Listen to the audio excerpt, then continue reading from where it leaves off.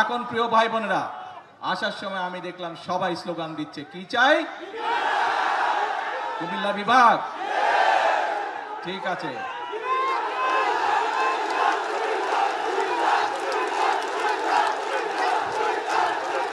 এই দাবিটি যদি জনগণের দাবি হয়ে থাকে ইনশাআল্লাহ তাহলে সেটির বাস্তবায়ন হবে। দেখভাল করবে, এলাকার মানুষ চিকিৎসা পেল কিনা দেখভাল করবে, এলাকার সন্তানরা শিক্ষা ব্যবস্থা ঠিকভাবে পাচ্ছে কিনা, স্কুল কলেজ হচ্ছে কিনা দেখভাল করবে, ব্রিজ কালভার্ট তৈরি করবে, মসজিদ মাদ্রাসার সংস্কার করবে। সেই সকল ব্যক্তিকে আপনারা নির্বাচিত করে সংসদে পাঠিয়েছেন, যারা এলাকার মানুষের কথা বলবে এবং এলাকার জন্য কাজ করবে। প্রিয় ভাই বোনেরা, এখন আমাদের সময় হচ্ছে দেশকে পুনর্গঠন করা। আমরা 1971 সালে যুদ্ধ করে এই দেশ স্বাধীন করেছিলাম। ঠিক একই সময় পৃথিবীর অনেকগুলো দেশ, আমাদের এই এশিয়া মহাদেশে অনেকগুলো দেশ সেই সময়ও স্বাধীন হয়েছিল, তার একটু আগে পিছে দিয়ে। কিন্তু সেই দেশগুলো আমাদের থেকে অনেক এগিয়ে গিয়েছে। আমরা এক বিরাট স্বৈরাচারের কবলে পড়েছিল এই দেশ, এই দেশের মানুষ। সেই স্বৈরাচার থেকে, কবল থেকে এই দেশকে, দেশের মানুষ মুক্ত করেছে যেভাবে ঠিক 1971 সালে হানাদার বাহিনীর হাত থেকে বাংলাদেশের মানুষ স্বাধীনতাকে ছিনিয়ে নিয়ে এসেছিল। প্রিয় ভাই বোনেরা, দেশ শুধু স্বাধীন করলে হবে না, দেশ যদি স্বাধীন করে, দেশকে যদি স্বৈরাচার মুক্ত করে, পরবর্তী কাজ হচ্ছে দেশকে পুনর্গঠন করা, দেশকে সামনের দিকে নিয়ে যাওয়া, দেশের মানুষের জন্য ব্যবসা বাণিজ্য চাকরি বাকরি এগুলির নিশ্চয়তা বিধান করা, দেশের মা বোনরা যাতে স্বাবলম্বী হতে পারে, সেটি শিক্ষায় হোক অথবা অর্থনৈতিকভাবে হোক, সেই ব্যবস্থা গ্রহণ করা, দেশের কৃষক ভাইরা যাতে স্বাবলম্বী হতে পারে সেজন্য সেই কারণে কাজ করতে হবে। দেশে যাতে মিল কলকারখানা তৈরি হতে পারে, দেশে যাতে বেকার সমস্যার সমাধান হতে পারে সেই জন্য কাজ করতে হবে।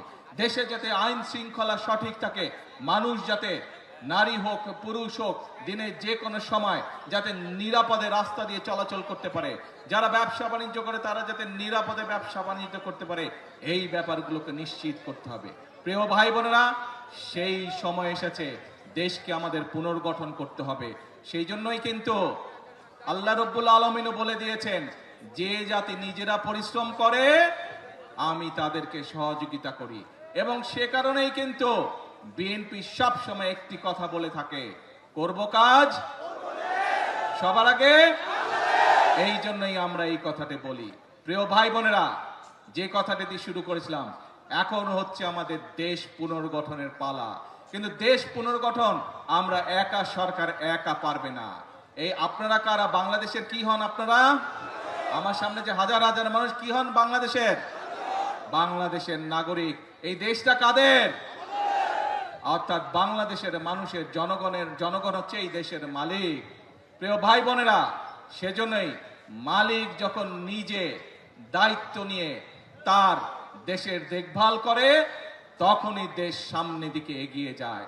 এবং মালিক আজ দায়িত্ব দিয়েছে বিএনপি নামক একটি রাজনৈতিক দলকে বিগত 12 তারিখের নির্বাচনের মাধ্যমে। কারণ আমরা আমাদের যে সকল পরিকল্পনা বাংলাদেশের মানুষের সামনে নির্বাচনের আগে উপস্থাপন করেছিলাম, দেশের মানুষ 12 তারিখের নির্বাচনে সেই ম্যানিফেস্টোকে, সেই পরিকল্পনাকে সমর্থন দিয়েছে এবং বিএনপিকে সরকার গঠনের সুযোগ দিয়েছে। প্রিয় ভাই বোনেরা, এবং সেজন্যই আপনাদের কাছে যে সকল ওয়াদা আমরা দিয়েছিলাম সেই ওয়াদাগুলো পর্যায়ক্রমিকভাবে আমরা বাস্তবায়নের কাজ শুরু করেছি। কারণ এই যে আপনারা যে দেশের মালিক জনগণ, জনগণের সমর্থন বিএনপির সাথে আছে।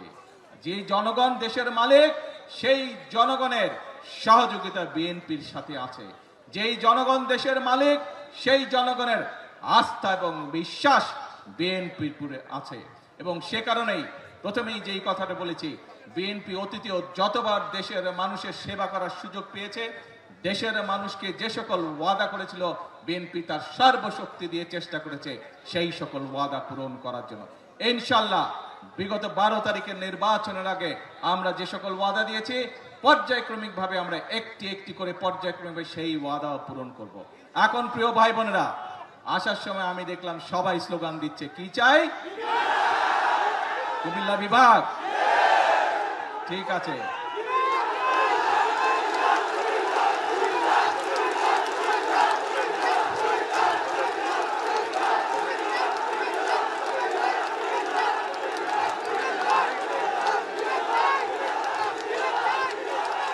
কথা শুনতে হবে তো, কথা না শুনলে কেমন করে হবে? কথা কি বলি শুনতে হবে তো মনোযোগ দিয়ে। এই দাবিটি যদি চিল্লালে লাভ হবে না ভাই, ঠান্ডা মাথায় কথা শুনতে হবে। এই দাবিটি যদি জনগণের দাবি হয়ে থাকে ইনশাআল্লাহ তাহলে সেটির বাস্তবায়ন হবে। আর আপনারা দেখেছেন দেশ গঠন, সরকার গঠনের পরেই আমরা নির্বাচনের আগে বলেছিলাম সারা দেশে কৃষকদের যাদের কৃষি ঋণ 10,000 টাকা পর্যন্ত আছে সুদ সহ সেই ঋণ আমরা মওকুফ করব যদি আমরা সরকার গঠন করতে পারি।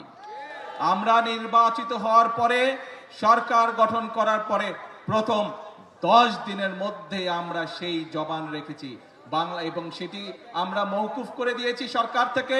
তার ফলে বাংলাদেশের প্রায় 12 লক্ষ কৃষক, সারা বাংলাদেশে 12 লক্ষ কৃষক এর সুবিধাটি পেয়েছে। 12 লক্ষ কৃষকের সুদ এবং ঋণ দুটোই মওকুফ হয়ে গিয়েছে। প্রিয় ভাই বোনেরা, বাংলাদেশ একটি কৃষি প্রধান দেশ। সমগ্র কুমিল্লা জেলা সহ আশেপাশের জেলাগুলিতে প্রচুর শাকসবজি উৎপাদন হয় এবং অনেক ক্ষেত্রে অনেক শাকসবজি এই এলাকা থেকে বিদেশেও রপ্তানি হয়। আপনাদের একটি দাবি হচ্ছে কৃষি বিশ্ববিদ্যালয়। আমি আগামী কয়েকদিনের মধ্যে শিক্ষামন্ত্রীর সাথে কথা বলবো এবং সবকিছু বিবেচনা করে আমরা উদ্যোগ গ্রহণের চেষ্টা করব যত দ্রুত সম্ভব। এই বিষয়টি আমরা চেষ্টা করব ইনশাআল্লাহ বাস্তবায়ন করার জন্য। কিন্তু কথা একটা আছে, ধৈর্য ধরতে হবে। ধৈর্য ধরতে হবে। বিগত 17 বছর যে স্বৈরাচার ছিল, এই স্বৈরাচার যেমন দেশের মানুষের উপরে অত্যাচার করেছে, নির্যাতন করেছে, গুম করেছে, খুন করেছে, মানুষকে গুলি করে হত্যা করেছে, মানুষকে গুলি করে জখম করেছে, একই সাথে এই দেশের মানুষের অর্থ সম্পদ তারা বিদেশে লুটপাট করে পাচার করেছে, জানেন তো নাকি? কাজেই দেশের মানুষের অর্থ সম্পদ লুটপাট করে পাচার করে দিচ্ছে। সেই জন্য এই মুহূর্তে দেশের অর্থনৈতিক অবস্থা চাপের মুখে আছে। সেজন্যই আমাদেরকে কষ্ট করতে হবে, আমাদেরকে পরিশ্রম করতে হবে এবং সেজন্যই আমাদেরকে ধৈর্য ধরতে হবে। আমরা ইনশাআল্লাহ জনগণের যে সকল দাবি, জনগণের যে সকল চাওয়া পর্যায়ক্রমিকভাবে ইনশাআল্লাহ আমরা বাস্তবায়ন করব এক এক করে। প্রিয় ভাই বোনেরা, তাহলে দাঁড়ালো কে দাঁড়ালো? কথা একটাই, আপনাদের শক্তি, জনগণের শক্তি হচ্ছে আসল শক্তি।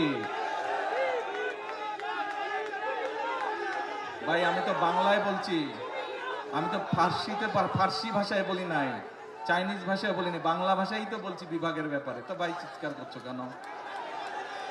এখন তাহলে দাঁড়ালো কে? আমরা বলি জনগণই হচ্ছে বিএনপির সকল রাজনৈতিক ক্ষমতা উৎস। শুনেছেন কথাটা আপনারা? সেজন্যই আপনাদের সমর্থন যদি বিএনপির পাশে থাকে, আপনারা যদি আমাদের পাশে থাকেন, আপনারা যদি সুমনের পাশে থাকেন, আপনারা যদি ইয়াসিন এর পাশে থাকেন, আপনারা যদি বাংলাদেশ জাতীয়তাবাদী দলের পাশে থাকেন, ইনশাআল্লাহ আমরা দেশকে সামনের দিকে এগিয়ে নিয়ে যাব। আছেন তো সাথে? ইনশাআল্লাহ। তাহলে আসেন। প্রবাসীদের জন্য নির্মাণ হচ্ছে দেশের প্রথম স্মার্ট সিটি, যেখানে থাকছে স্কুল, মসজিদ, হাসপাতাল, সুইমিং পুল, হেলিপ্যাড, পাঠাগার, জিম, সুপারমার্কেট, শিশু পার্ক সহ সকল নাগরিক সুবিধা। মাত্র 30 লাখ টাকা বিনিয়োগে মিলছে আকর্ষণীয় ফ্ল্যাট। প্লাটিনাম ইনভেস্টরদের জন্য ঢাকা বিমানবন্দরে ভিআইপি প্রোটোকল সুবিধা। বিস্তারিত জানতে যোগাযোগ করুন স্ক্রিনে দেয়া হোয়াটসঅ্যাপ অথবা ইমো নাম্বারে।